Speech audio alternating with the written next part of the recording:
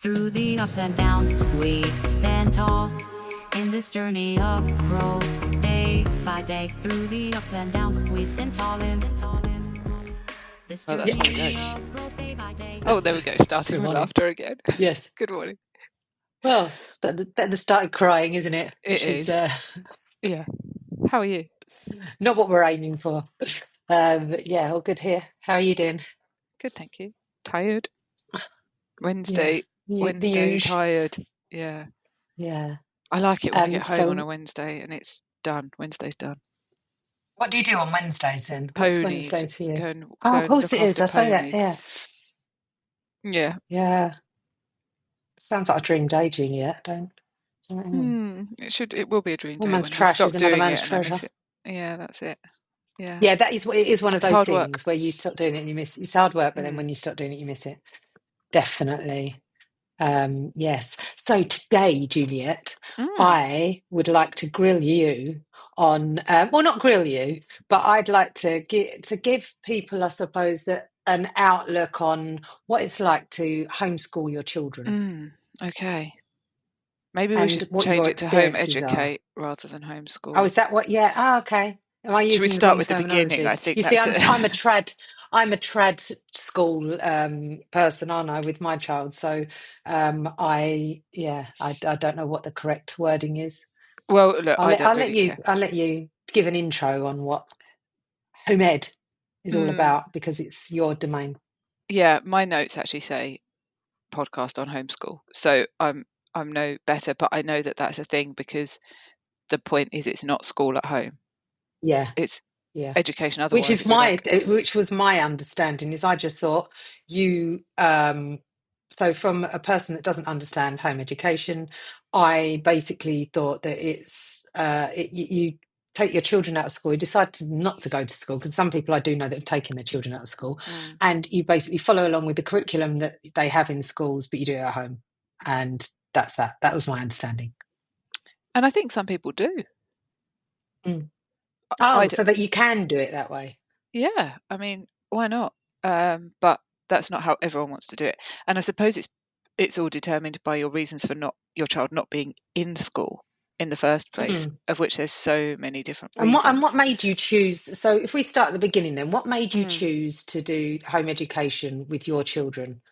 Well, Because I you tend to started from say the beginning, didn't you? no, They've never been to a traditional school as never been to a such. traditional school, but I would say that it wasn't what I chose. So when I guess we can take it all the way back to Ezra being little, and she didn't like to be away from me from the day she was born. Like she wouldn't let anyone else hold her. It was like severe separation anxiety, really, and I don't know if that was caused by something I did. She was obviously born like that, as all babies are, but whatever happened, anyway, she went to preschool and she went to a progressive school near us. They had a preschool, and I thought that was the right idea. I think in hindsight it was a really bad idea for her. Oh, really? I didn't know that. Well, yeah, at the time I was definitely swayed by all of their talk. You know, they talked the talk. I'm not sure they quite walked the walk, but if it was the preschool of a private school that went from preschool up to 18. And they still are very progressive. So there's no school uniform, teachers called by their first names. They're very creative. No, The I remember subjects they study. when you took them there and thinking, wow, this is like, I've never heard of anything like it, to be quite honest. Yeah. Yeah. In hindsight, with Shiloh, when she went there was a bit of an incident at the school, which meant that everyone took their children out, and she didn't go back anywhere for a good 6 months. And then when she did go somewhere, she went to like a dirty little preschool. It was in a village hall. Sticky Everything was fingers. scummy. They sleep on the floor. Exactly that. But so we went from this place where they had all this tech and everything, very middle class, to this but it was beautiful. You know, the carers were so nurturing and lovely, and everything was just lovely about it. And I wish we'd put Ezra somewhere like that, because she was terrified, basically. And Ezra was always she was a child that was okay if I passed her hand to the teacher. So she would go from holding my hand to holding the teacher's hand, and then she was fine. So it wasn't that she would cling to me like Shiloh did. It's just I needed to pass her. I couldn't just And let what go and age was leave she? her. What age is preschool? Three. Right. So still tiny, isn't it? You Yeah, she forget. might have actually been just under 3. 3. It was the September before she turned 3, actually. So she was 2, very nearly 3. Um, and so it was horrendous, because what they used to do at this preschool, at this progressive, fantastic preschool, not so fantastic, was give the kids a half hour playtime with the reception class and year 1, I think, potentially even up to year 2 of the infant school. And so they'd literally chuck them all out in the So you've got these playground. little toddlers. Yeah, which is fine for little toddlers who are excited by older Confident children and in and happy to out. And play yeah. and just get on with it. But Ezra was terrified. And sometimes I used to hang around. She'd only go for kind of 3 hours or something. And so sometimes there was a coffee shop and I'd sit in the coffee shop. And every now and then I'd pop out at the playtime and I'd peer through the hedge like a psychopathic person. And maybe that's a bit extreme. Perhaps I shouldn't use that word. Like someone who was neurotic about their child. And see her screaming in fear, like crying and crying. And Oh I remember one no. day, like seeing her walk back to the classroom, and the teacher saying, "Go out," and she was saying, "I'm scared," and I just left her really. In the end, her friend joined, and I think she was much happier when her friend joined, and it turned out to be okay. But in hindsight, she shouldn't have gone there. Yeah. And what But do you would you say that that kind of experience had a good, like, positive effect on her to make her, but like, or was she too young for that kind of experience? well, Does she no, talk about it now? um, well, well, not really, but I learned then that I really didn't think. I think it wasn't that I learned she couldn't go into mainstream school. I think I realised that probably 5 full days a week wasn't going to be right for her. So we looked at all of the local schools, and there was Mm. I just had problems with all of them.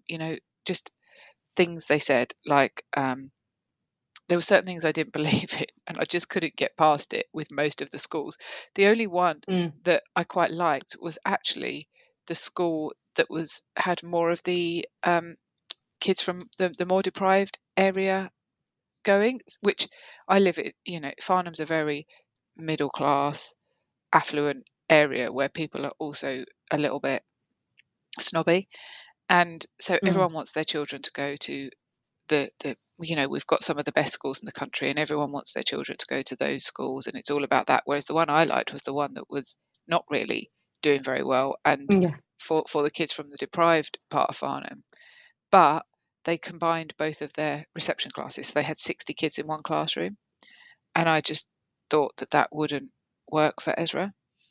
Mm. But there was a school which was a kind of 30-40 minute drive away, called Inwards, which, have you heard of Krishnamurti, the philosopher? I'm not sure. I think the only reason I have, I think, is because you've pointed me in their direction. Okay, Is this like the Steiner type? Is it a Steiner type? well, no, it's not like Steiner. Krishnamurti was an Indian philosopher who has some, actually, in my opinion, great philosophies. Mm. I really like what he said, but I hadn't really heard of him before. It just so happened that the only Krishnamurti Centre in Europe is quite close to us, and they're a community. I'm not sure how I feel necessarily about that, but they have this small community which is, you can live there if you're up to age 35, and you can school there from age 14 to 18, but it's a boarding school, and it's quite a closed community. But they had Oh this no, this isn't ha- what I was thinking about then. mm, Yeah. they had and have this little school which was literally in the middle of the forest, and it was 3 buildings, one of which was a straw, made clay straw building that they'd made, but it's beautiful, and 2 almost like shed type buildings, barns. And it was a school for children age 5 to 11, and it was originally, it was set up well over 20 years ago, and it originated as a play space for the children of the teachers and the older people and staff at at Brockwood Park, the Krishnamurti school. And it evolved into a school, and we found this place, and obviously you had to pay, so that was a thing we had to make sure we could do. But the key thing for us, as well as the way they taught, was that the children didn't have to go 5 days a week. And so we could send Ezra 3 days a week, and that was absolutely fine. And that fitted much. I didn't want her to not go to school. That was the point. That wasn't what I was seeking. I wanted her to be in school, but I just didn't feel like 5 days a week was right. And I didn't love the way of teaching in mainstream schools, and the importance they placed on certain things. So this was perfect. And she was there for nearly 5 years, and then there was a issue between the senior members of Brockwood Park and Inwards, which resulted in Brockwood Park asking everybody at Inwards to leave, and they, including teachers, and they did give us the option to reapply for our place there, but we chose not to. But still, so we left. Politics in the schools. Yeah. So that was in 2020. So the school shut. That was, I remember. Effectively shut as COVID hit. It was supposed to run to the end of that academic year, but COVID hit, so they said we'll just shut now, which was actually great, because unlike most people whose children were at private school, we didn't have to pay. So most people, their children went online or were at home, but they had to continue to pay, whereas we got out of that, which was quite good. I would have rather the school stayed, but it didn't. It did, just in a different way. And because I didn't want her to not be in school, we came together with some of the other parents, and we hired a village hall, and we hired some tutors, and they still went 3 days a week to some form of school, but it would have been officially home. Was that you sort of instigating that and saying, look, come on, let's get stuff together and start doing it our way? And did you pick and choose the tutors that you had? Did you interview them and that would have been a nice way to do it, but it wasn't actually that easy. It was quite hard to find tutors for a start, and it was also hard to find children. People didn't seem. It appeared that the kind of ex-Inwards people, lots of them moved away, actually moved to different schools around the country, or just sent their child to school. But were they on the borderline of the home education because of the way that school was run, that they were at, or were they just looking for something different for their children to be in that kind of school in the first place? It must have been a move for them to then go into traditional schooling. I think there were a lot of given children their beliefs. There were a lot of children who were maybe there because they struggled in school, not necessarily academically, maybe behaviour. Just with the or is it with and with the constraints of traditional schools? I don't know. But either way, our thing lasted for 2 years, and then that came to a bit of a natural. It got to the point where it was too hard work to continue it, which was a shame, because that had kind of worked. But the one thing I would say is, when I was talking about Ezra with her need to have her hand passed over to a teacher, that continued all through Inwards. So even when she was at the school, and however lovely the school was, she still struggled there. Again, I think to some extent it might have been too free for her. She was never very good when given freedom. That's what terrified her. If she had direction and was given a task and told, you need to do this, she was able to do it. But as soon as someone said, go and do whatever you want, it just put her into fight or flight. And this school was a very free school. It was very do what you want. So in the mornings I would have to pass her hand over to the teacher, otherwise she would get upset. So that continued. It was only when we started doing the village hall thing that she found her confidence, and she felt safe there. And I think it's because she was there was almost never any free time, because there was only oh my goodness, I need to sneeze, hold on. Excuse me. Oh, bless you. Oh dear. That's powerful. Because they were down the microphone. Because there was only you can mute. Yeah. Sorry. Chris Williamson wouldn't do that. No, Anyway. I'm sure. Well, maybe his editor would cut it out. Perhaps our editor will cut it out. So, oh, where was I? Yeah, because there was only, say, 8 children or something at this little group, if that, and the teacher was just there focusing on them. There wasn't free time. Even the playtime was not really free time. They'd might go in the playground together with the teacher and play in a playground, or one other teacher would take them clambering up Mount Poppins, they called it, a big hill, and they'd Oh set my up God, this camp sounds and so stuff. cute. Yeah, so it was lovely. I So want to go. she thrived there. She really, even though it wasn't there, I mean, it was just a village hall that we chucked them in with a tutor, but she thrived, and that's where she really got her confidence. And it was the first time I saw her. There was no having to pass her over to the teacher. She'd kind of run in, no problem at all. And so that was good, but obviously taught me that school wasn't the right place. Like taking her and dropping her off in a school wasn't the environment. She'd never been happy with that. And so and also having had that alternative education for 7 years, I wasn't. It just didn't feel right to put her into a mainstream school. I think rather than her continuing to expose herself, if you like, she would have been suppressed, especially the kind of character she is. I see it in her clubs that she goes to, that she's one of those overlooked childs because she doesn't say anything. She doesn't particularly shine, and she's not bad. She's just there and doing what she's told. So that's why we home educate, and Shiloh, I guess, just comes with it. I would look at them individually, and I do look at them individually, but Shiloh at the moment is very much keen to do what Ezra does, and it works. It works for both of them. I don't know how she was the child that also wouldn't. When I took her to preschool, she clung to me like a feral monkey, and when she went to the inwards, even where she'd been going since she I was was going to say limpet. No, a feral monkey. That's she'd been visiting that's inwards since lovely she though. was 2 years old. It's all she knew, and she was happy and safe there and content there. But on her first day, she was like feral and screamed at the teacher, "My mummy hates you." So she was very hard. Consider, when she was born, I thought I Shut was up, your like, grass.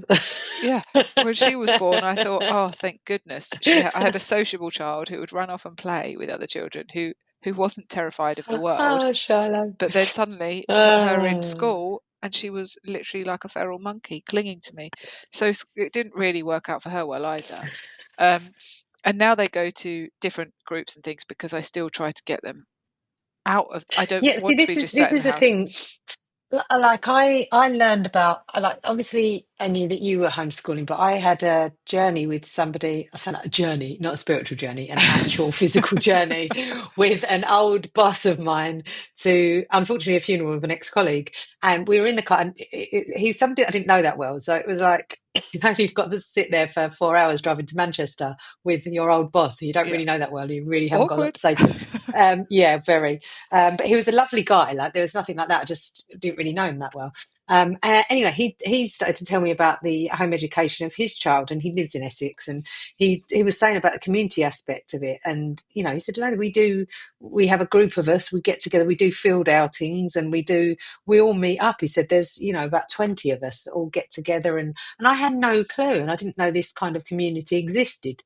And it was really, really interesting listening to what I wouldn't say he spoke about for the whole 4 hours, but he did go into a lot of detail about his experience with it. And I just had no clue. But he had 4 very young children, lived in the middle of nowhere, and didn't want them to go to traditional school. And they were thriving. Yeah, there's definitely there's so much you can do now, and there's more and more popping up. Like I'm on some. I don't know anyone else other than you, and obviously one of my old bosses. I don't really know anyone else, so this is why I find it fascinating. I'm on a lot of groups, Facebook groups, for example, and continuously I'm being sent different things going on in different places. So many, the zoos, the theme parks, all of these places all organise home education events. I'm pretty sure if you had the money, you could go to something every day. There's people who organise world school events. So there's a lady who organises something in the Maldives every year where you can go for 2 weeks I'll be and do signing up all for of that. these activities. It's the financial side of it that's difficult. So does it cost, to home educate, do you have to pay anything? You Like, do don't. you have to pay body, the exams, things like that, and Yes. assessments? Do you have to prove that you're actually doing something? Because I could be, because you do get a lot of it is you're on a radar in some in some instances from, say, social services, for example. If your child doesn't go to school, what are the consequences, and how do you prove that do you have to, is that's my understanding, but is that true? Yes and no. So you don't ever have to register your child as home educated. This is how it currently Right. is. You don't ever have to Yeah. register your child as home educated. So if your child is not on the list, if you like, then Yeah. there is no list. So my understanding is if you didn't ever register your child for school or apply for any schooling, you're not on any list.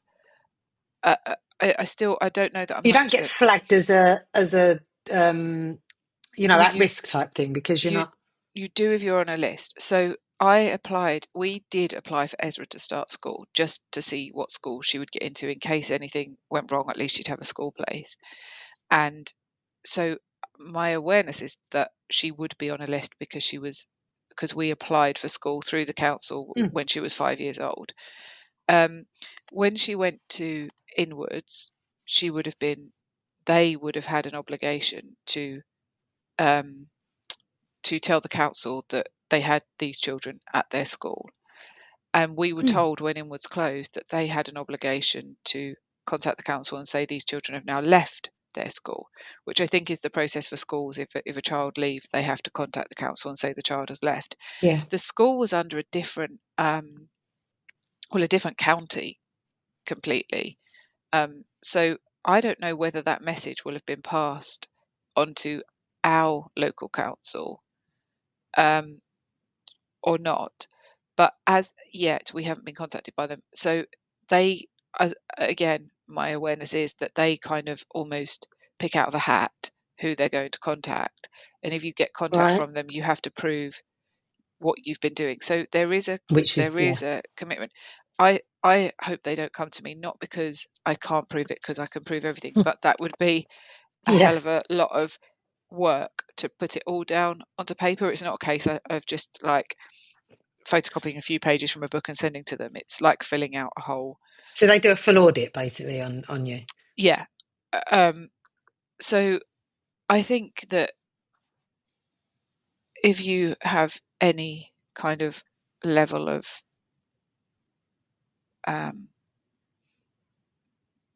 care, maybe, I don't know, but you as a homeschooling parent, home educating parent, you probably want to make sure you can prove that your children are doing some kind of education, but it doesn't have to tie in with the national curriculum.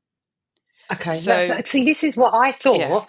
You had to home educate your children. You had to meet obligations, that you would do the national curriculum and fit into timelines of assessments and things like no. that, of So what level your children are at. For I don't know why. I suppose because that's how I was assessed as a child, and my daughter. So I presume that's what you'd have to do. actually, even I private schools don't have to. didn't So know that. when I was talking about the one that they went to for preschool, the progressive one, There's Ofsted, isn't it? Ofsted is the yeah, body. Yeah. And yeah. so So they you don't have don't that. Private they schools don't. Oh no, private because they're not schools funded, are they? No, private schools don't have to follow the national curriculum. The national curriculum Yeah. is the kind of standard that state schools have to follow. I would imagine Mm. some private schools do follow the national curriculum. I struggle to say that word. I think some private schools do probably follow it, but they Yeah. don't have to. You're I right. It's did not know this. Ofsted decides whether a school is Yeah. doing a good enough job, not and that will be based on what they're teaching the children. But as long as the children are getting a wide, good enough education, it's okay. So it would be the same for home education, as long as your children are getting an education. But it doesn't have to be maths, English, science, history, geography. You know, it's Right. just showing that you are active in a learning process with your children. And there's a thing called unschooling, which is where people I think I do need that. nothing. They literally follow their children's desires 100% Wish of I'd the done time. that. Yeah. Well, I Like don't. exploring what they're interested in. Yeah, but See, I think my daughter would have just laid in bed all day. and some do. I actually do think she would have done that. Yeah, and some do. And the parents have the belief that by allowing them that time, they'll eventually kind of get bored of it and want to Like a learn. butterfly in, like a chrysalis. All of a Yeah, sudden they'll jump out of bed one day, Mother, yeah, exactly that. I've That they'll decided what find I that. will be. Yeah, like meditation. You know, they just sit there and think, and eventually they'll. Yeah, that's I it. yeah, I'm not brave enough to do that. Um, So Mm. no, you don't have to follow the national curriculum. You do have to prove to the state that your children are educated if they come to you. There's a new law that they want to pass, which, to be honest, I really haven't looked into, though some people are being really proactive in challenging it. And I Yeah. feel, I'm just putting my head down and carrying on and doing that awful thing where I let other people fight for me. But so I don't really know what it says, but I believe it's something along the lines of, if you home educate your child, every home educated child will be on a list, and you will have to regularly prove what your child is Do doing. they can't even monitor the schools that they've got at the moment, so the Exactly. chances of them doing that is going to be very minimal, I'd expect. Well, I heard from somebody else, that they've made it mandatory that children stay on school from the age of 16 to 18 in state schools, but they can't actually police that because they do not have the data or the methods to be able to police that. So although they say you've got to stay on, they can't. There's no way of them being able to check that. Exactly that. And that's where to be honest, I've got nothing to hide. I can happily prove Yeah, yeah, yeah. that my children are, but it would be a big effort. Also, why should you? And there's well, yeah, although to some extent I think they're part of their point is that there are children who are potentially in abusive or dangerous Yeah, situations, potentially yeah, caring that's for what I parents and completely. things like Yeah, that. So, and the there schools are are, where some of this stuff is picked up. So if you're not in a school system, then you're, and particularly if you're a child at risk, they're not going to know about you because you're not in the school system. yeah. And for some children, school is their only safe place. And if they're being Yeah, withheld mm, school, yeah, um, so I think it's yeah. There's pros and ignorant. cons when it Yeah, comes to. it's ignorant to say we shouldn't have to do this just because we're Mm, all doing it fine, when there are children yeah, who are in a situation where they're being neglected yeah, and the parents are writing it off as home education. So mm, where do you go with that? I don't know, but um, currently, as it stands, you don't have to prove anything. yeah. And what would you say that because I know that your children do socialise with state school children, don't they? Yeah. And do you notice any remarkable differences in them at their, I suppose, their socially more than anything? I think I'd expect to see differences, like as the way that they interact with each other. And I know you said about tech as well, um, because your children don't have phones, and there's that aspect of it. What's the experience there with them socializing with traditional Mm. schooled children? That's an interesting one, because I think that it's such an individual thing. There's not a divide between it, from my perspective. There's not a divide between home ed kids Yeah. and school kids in the slightest. It's based on the child and their own personality. Mm, So they do socialise with children who are in school. Those children are children that they've known since they were born. so that makes a difference. They're their close friends. Ezra in general is very reserved, and she won't go and really chat to anyone anywhere, and even when she does, I've never really noticed her finding any kind of common ground with anyone. Her And do you think interest, that's her personality rather than her yes, the fact that she's yes, and her her interests, individuality? yeah, her interests are quite unique. So we've talked about it, not on here, but she's interested in growing flowers, for example, Mm. and likes to spend time in her greenhouse doing that. And she's interested in her herbal courses that she does. But actually, in terms of her interests, that's not what she wants to talk about. She's interested in, she just likes being active and doing stuff. So when she sees her friends, she wants to play. She wants to um, she wants to play. That's what she wants to do. She's not a sit down and chat kind of person. She's not really interested in gossiping and things like that. And so Mm. I do notice um, a struggle for her now with a lot of her friends, or not a lot of her friends. She doesn't have many friends her own age, and the friends she does have her own age mostly now have phones. And the problem is, she Mm. says, when she's with them, they just want to sit there and scroll their phones. So they do that sit in silence, scrolling their phones thing. Yeah, so She it doesn't must have be a quite an phone. observant thing from her point of view, isn't it? Yeah, it's boring for her. She's like, I don't want to just sit while they scroll a phone. And she doesn't really want to scroll a phone either. That's not actually what she wants to do. So she's No, not saying, can I have a no. phone to sit and It's scroll not like on? she's missing out. She's just like, oh, come on, there's stuff to do. Let's go and do. Yeah. She wants to go and do stuff. So most of her friends now are a couple of years younger than, a year or two younger than her, and they are home educated kids that still want to play as well. Mm. Um, and then Shiloh is slightly different in that she's very sociable and can have a conversation with anyone about anything, even if it doesn't Yeah. interest her. So she'll chat to people, but she'll also get involved. She'll be looking over their arm, watching the screen as well. Whereas Ezra just doesn't really have an interest. So I Yeah. don't think there's any difference there between home ed and school. I think it's just Right. the Yeah. children. But I do notice that home educated children, most it's not true actually. I do know home educated children who just want to sit in front of a screen, but the children that they hang out with that are home educated are children that will play.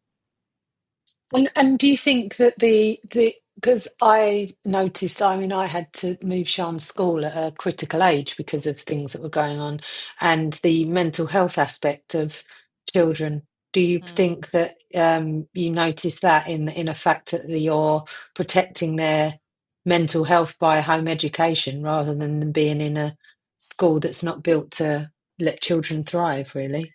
Yeah, I do, and I don't. This I'm very probably, anti-school for anyone that's listening. yeah. Well, I also probably, like you to an extent, have clients who I have a very few, but occasionally I have clients who are teenage girls in school Yeah. struggling with school, not the academic side of it, Mm. but the dynamics. And I've heard so many teenage girls say things like, "Oh, I don't have any friends," and I think, "What? Like, Yeah. wow, that I don't understand that." Yeah. Um, Yeah, I do. Yeah. but having said that, I run a girls group.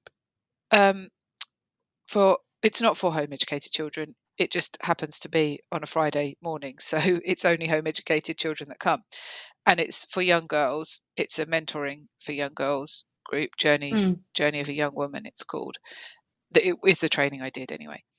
And one of the girls sat there the other day and said, "I don't have any friends." Well, I know for a fact that all the girls sat in that group, she plays with, she goes on trips with, she Yeah. hangs out with. What's her definition of a friend?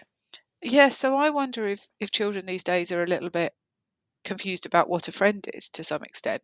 But that might just Mm. be the children I'm seeing, because I'm sure there's, I do see other children. Actually, I've just thought of another friend, one of my school friends who lives near me, whose daughter is in between Ezra and Shiloh's age, who they both get on really well with, and she's been in school from day one, and she's very mainstream where that's concerned. She's Yeah. got friends. She's not one of these children who sticks out. She's amongst the group. She's with the friends. And her, Ezra and Shiloh get on really well, and they have a great time together. It's a little bit screen focused, but it's not so bad that it's a problem. So yeah, there's no problem. And Ezra as well, she has known her since she was born, or since the friend was born. Yeah. And she says, she talks about her friends and seeing her friends and stuff. So I don't know Mm. what that's all about, but I do feel like if they were in school, Ezra would be just overlooked. She'd probably be fine. Mm. She's very confident and she's very secure. And she'd probably go into school and do school and then come home and not really think about it. Yeah. But I don't think she would be given the space to shine. And she certainly wouldn't be given the space to explore her interests, which are very Yes. outdoorsy. Shiloh, I think, would be moulded into an absolute nightmare. I think she would, she would be led. She would be led by the. She would want to follow the gang and Yeah. keep up with the Joneses, and I think You'd that would be create a difficult for monster. her. Well, I don't know that it would not so. That isn't so much my. It's Oh. more the pressure that would be put on her to do that. Yeah. She would put Yeah. on herself to do that.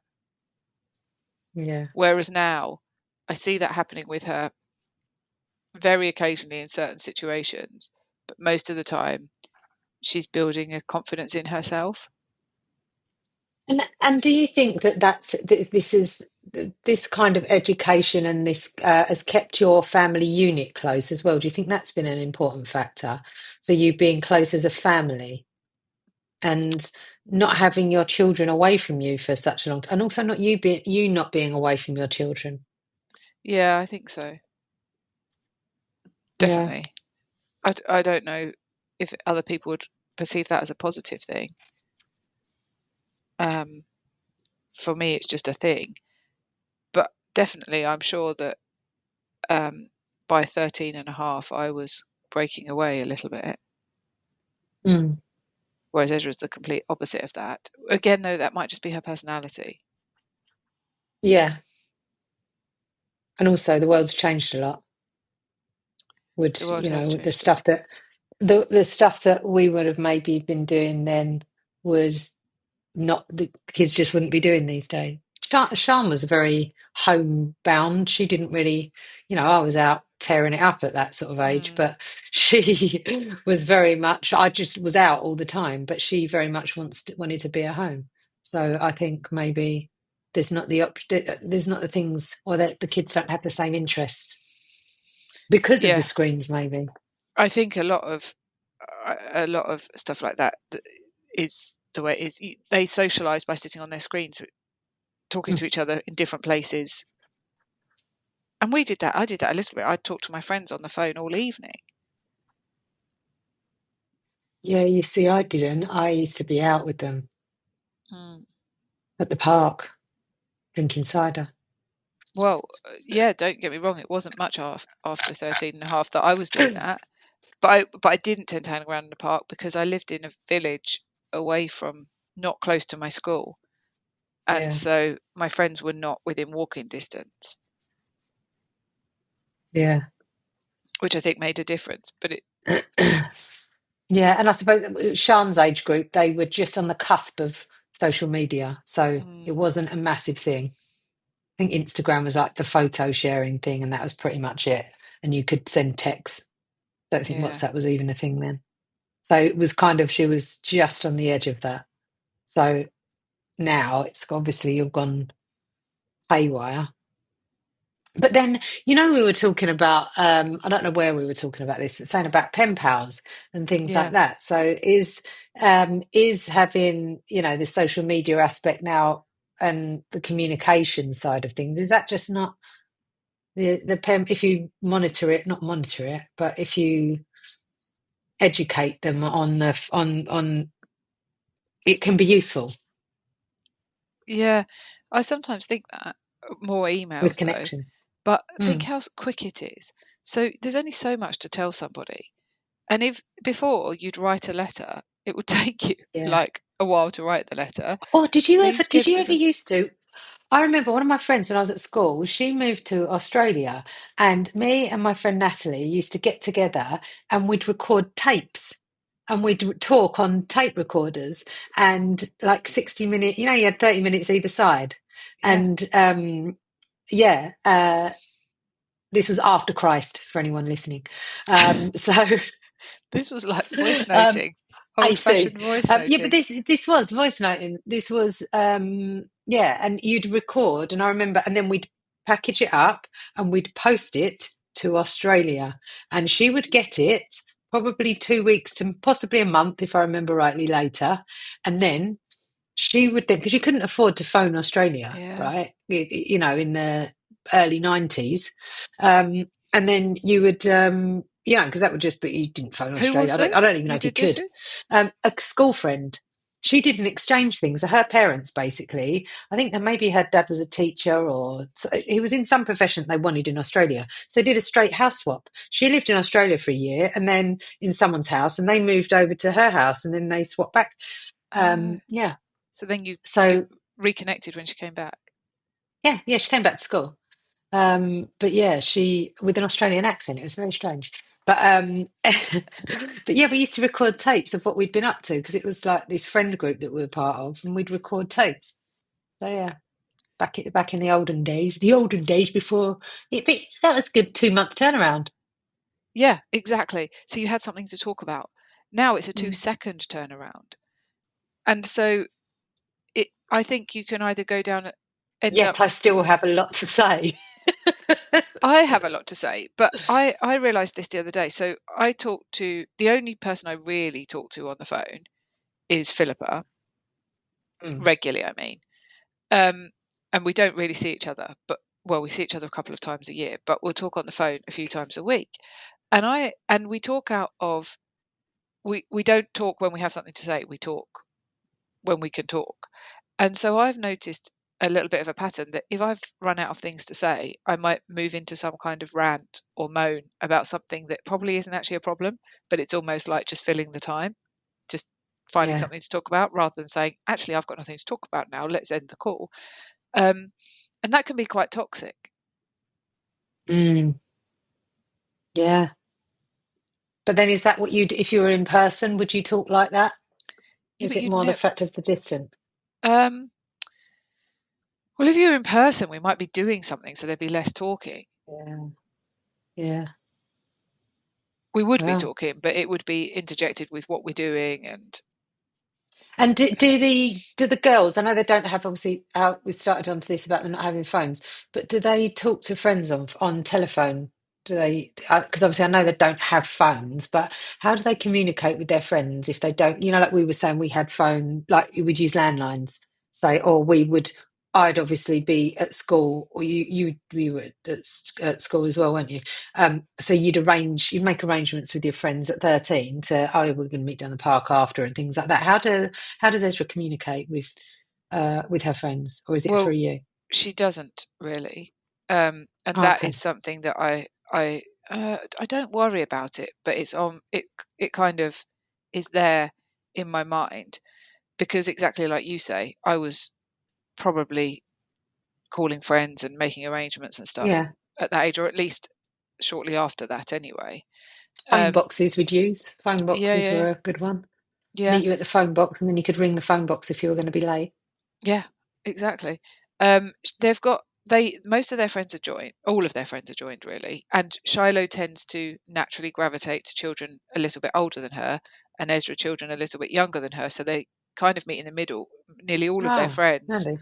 are in between their two ages. I would say Shiloh's not really got any friends her age, and Ezra's not really got, other than these friends she's had since birth, she's not got loads of friends her age, but they've got a lot of friends that are kind of 11, 12.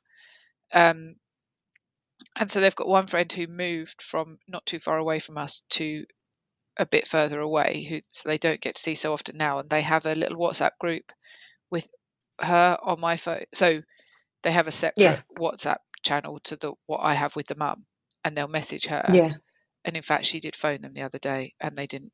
And my phone was switched off, so she left a message. But they could, they FaceTime her occasionally. Yeah. I think they're less interested in talking on the phone.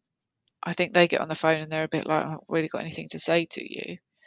Yeah, Um, it's not normal to them, I suppose, is it? It's more they're an in yeah, person people, aren't they? they have a friend who has tried to FaceTime them in the past. When they've got this friend that I mentioned before, when she sees them, when they see each other, she'll then go through a phase for a few days afterwards trying to FaceTime them. But again, they're like, what are we going to say to you? Like, we haven't really got anything Yeah. to say. Because it's that gossipy, it's that You're age right, where it yeah. starts to get into that, and they're just not interested. But I worry about Ezra. I have worried about Ezra getting left behind, in that, all of her friends start going out and doing these things, but actually she's not bothered, she's not interested, and I And think, also why she'll force her into yeah, that, yeah, or why yeah. worry Not about everyone something that's wants to not be even around. actually that healthy? She's not worried about it. She's not worried about it, exactly. I think that's something that, for me, I don't know if everyone feels like this, every home educator. This is probably just my kind of fear of what Mm, others think. But something that I find quite difficult is when other people question. I mean, you've been questioning all morning, but from a different viewpoint, question things, because I think what people don't realize is that, and maybe you experience this in other areas of life, but I've got quite strong opinions and beliefs based on the research I've done and the evidence I have mm, for things. But it doesn't mean that I'm not um, pulled by society's expectations and mm. the judgments of other people. And so, something that I find quite hard is to stay solid with my own opinions and my own beliefs. No, I don't find it hard to stick with them, but I find it really, really uncomfortable when other people are doubting them and other people are questioning me on them, because my But natural do you think that's way. for a lack of understanding and they don't want to listen to what it's all about? Or do you just feel it's an intrusive question to be asking somebody about their choice in home education? No, I feel it unnerves me. It makes me Ah, worried. It makes me worried because I'm going against the grain. hmm. And I think now it's more common than anything. And I wish I had uh, your thought pattern in following this through when Sian was younger, because she did not fit into the school system in the slightest. So for her, I think it was a complete waste of time, her going to school, in all honesty. yeah, So it's I think if easy anything, when people someone should says be that. taking note of what you're doing rather than and being more, I suppose, being more questioning of it and understanding it a bit more. And I get that not everybody has the luxury. People have to go to work, but I think now more and more there is the option of you being able to work remotely and to fit your life around if you want to, if you don't agree with the school system, because it's a system. Mm. Um, yeah, for me, it's quite hard in life in general when I do something because I know it's the right thing, but it Mm, doesn't fit in with society's expectations. And I think it can look like I'm just like totally cool with what I'm doing, but actually but it's internally, difficult. I'm Mm, I'm it feels really uncomfortable. It feels right, but uncomfortable, if that makes sense. It's yeah, scary. yeah. It's difficult to go against the grain. And I think when people go Mm, against the grain and do different from other people, everyone just thinks that they find that easy. I don't think people realize that it's really hard to stick to something you believe in yeah, when everybody is telling you, even if they're not saying it to your face, indirectly they're telling you by doing yeah, different that you're doing wrong, or they don't agree yeah. with what you're doing. Um, it's very hard to stick to your own beliefs. Um, and so that I find quite And challenging. what keeps you going with this? What's your in a compass that keeps you on track with doing this and not giving in to society's expectations of putting them into a mainstream? Well, I think it helps when I hear people talking negatively of their experiences in school. Not that I want to hear that, but it reminds me. And the fact that the kids are happy, they say they don't want to go to school, Yeah. and I Ezra think even that is the main thing, is that your children are happy and thriving, and that's what you want.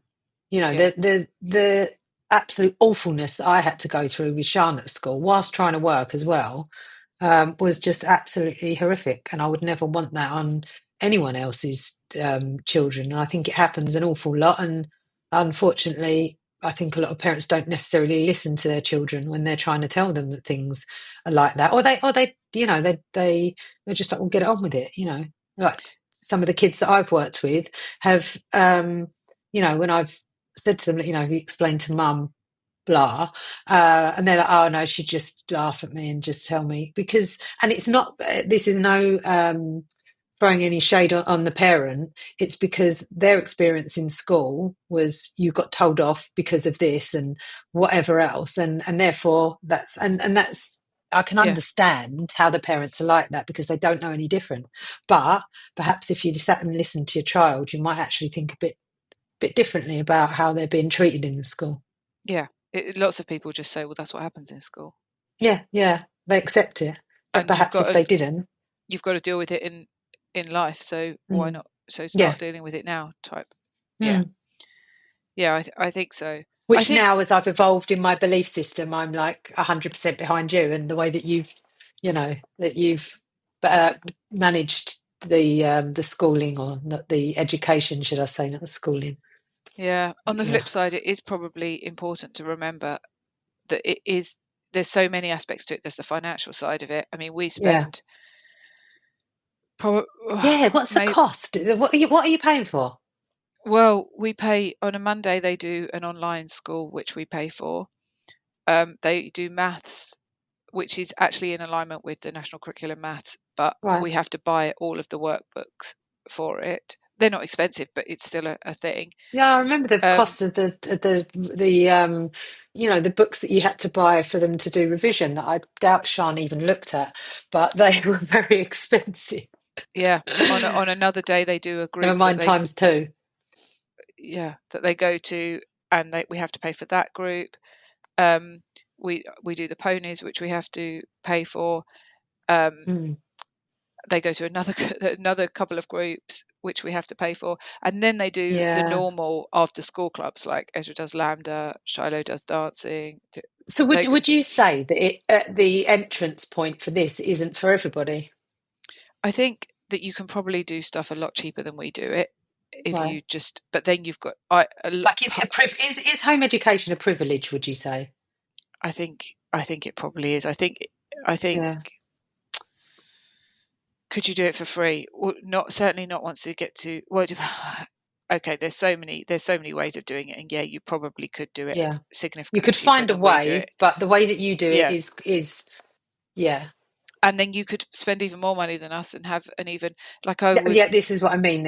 yeah, Yeah, I it's a was people spectrum have of tutors, cost. and tutors I was looking at a tutor for one of them, and they're, you know, like 50, 60 pounds a session, which is in alignment with therapy. That's what it's Yeah, yeah, yeah, less yeah, than yeah. what I charge. It's not that's not an unreasonable, in my head, Not at charge for all. a tutor, yeah. But if you needed to have three, Actually, four of yeah, I did those for pay for different Sean had a subjects, tutor. I can't remember how much I used to pay for her. And that was a long, she did have a tutor for some point. I can't remember. but if you took, Complete waste of money, but yeah. so maybe Ezra will do 5 GCSEs, maybe.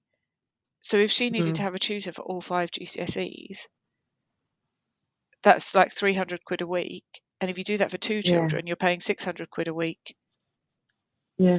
just on tutors. Then you have to pay for the exams yourself, the GCSEs, Oh, which do are a you? few You have to pay £100s for, per exam. because they have to have somebody come round, and do you have to be invigilated in your home? Yeah. I mean, for two children, you could probably easily find yourself spending a couple of £1,000s a month, which is not too far off private school. Oh, I didn't realise. Yeah, yeah, But yeah. we don't spend that. but we don't spend that, and B, I'm talking like 2 children doing GCSEs. Unless you've got twins or 2 very close together, you're not going to be in that situation either. Yeah. And you can send them to group. There's classes, but if you've got a child who's academically thriving, then they might not need anything at all. They just read a book and be done with it. But I had a client who did her GCSEs. She was not in school because she was unwell, so she wasn't doing school. Decided to do her GCSEs just before GCSEs and did them all herself in 4 months and got all like the top grade. But I don't think every child could do that. No. So what would you say to parents if there's any parents that are maybe their kids are coming up to school age and they're considering it? Because I do think a lot more people are talking about it now. Before it was like you had one kid that was home educated. I'm talking in my sphere. It was it just didn't happen. But now I think it's more, since obviously people were during COVID, people were having to do this and maybe saw that it wasn't as difficult or as unreachable as they maybe thought. Like, what would you say to people that are sitting on the fence about it at the moment? Would you recommend it? You don't have any regrets, basically. I still would like it if there was another option like there was when Ezra first started school.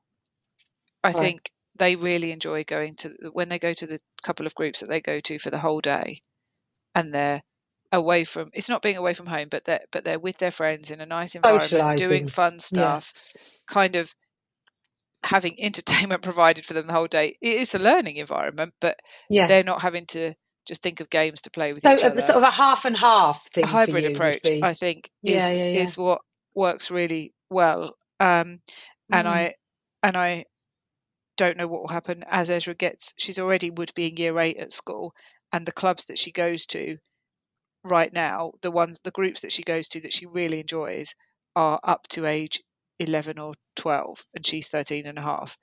And she keeps going, not because of the stuff that she's learning, but because she enjoys the environment. But I'm sure there's going to come a point where she actually needs to be spending more time on her academic work, and there isn't time for that. And then I worry slightly about whether she'll still be having fun, because there won't be any of that time. But do you think maybe that's a part of the course that you have to do for knuckling down for a bit and doing some harder work? Or do you not want that? Or do you think that's not what it should be about? Well, it's only on talking to you right now that I've just had the awareness that really it would probably only be for 2 years, because the next step, most home educated children, I think, end up at college. They don't home educate for A levels as well. They go to college. I wasn't sure if they even were considered A levels or anything like that, or if that was the end of it for them, and then they went out and did amazing things. Or no, I think a lot are go to there any college. statistics or anything on home educated children and what kind of professions or work that they do afterwards, or what their pathway is after? There must be. I haven't seen them, but there must be. No, I just didn't know if in your sphere if there was, Yeah, I don't know, but I suspect Ezra will do some form of college. I would have thought. Having said that, the client who I just mentioned, who wasn't in school because she was ill, she wasn't even considered home educated. She just wasn't going to school. She was still registered at school. She is actually doing online school for A levels as well. But I think Ezra she would enjoy going into college. I think it's a different environment, and she'd quite like it. So to be honest, if she were to come out of those groups, it would actually only be for 2 school years anyway. Yeah. Which the school year's not even really that long, with all this summer breaks and holidays and They're always stuff. on bleeding holidays. When I've got some stuff that I'm doing at the moment, and I've got to wait 2 weeks to see somebody because of the Easter holidays. I'm like, come on, I'm not getting there now. They're always on holiday. They don't even do anything. Yeah. So so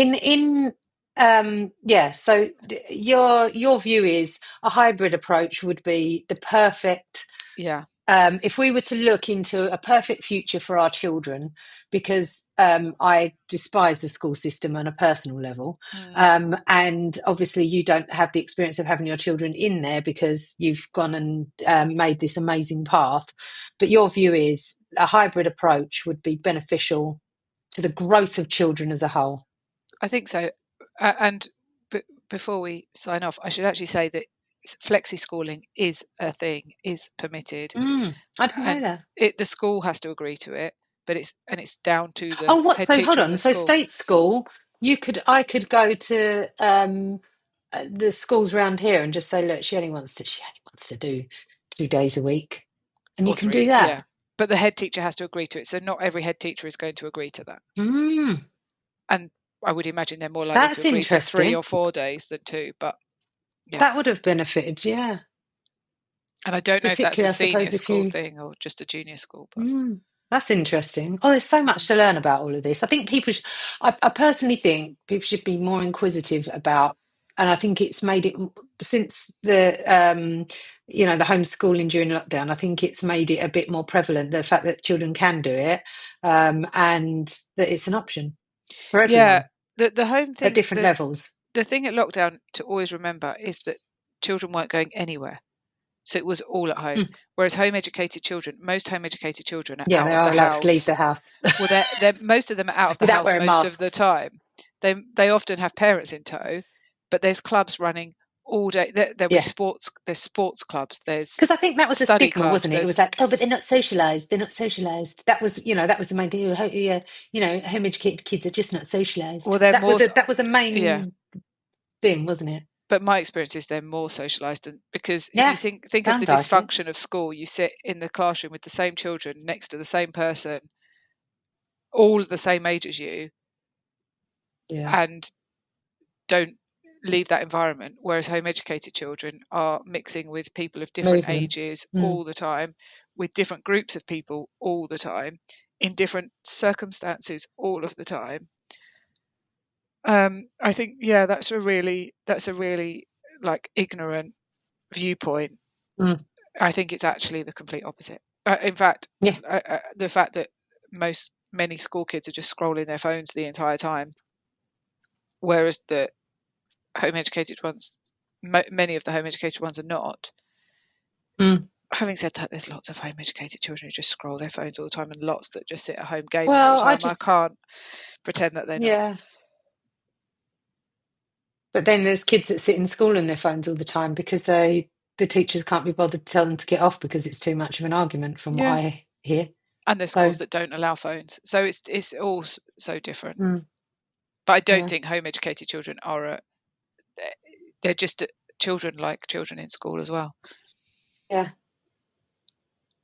I'm all for it. Good. Home education for the win. Thank you for sharing. Thank you for sharing, Juliet. Very interesting. Thank you.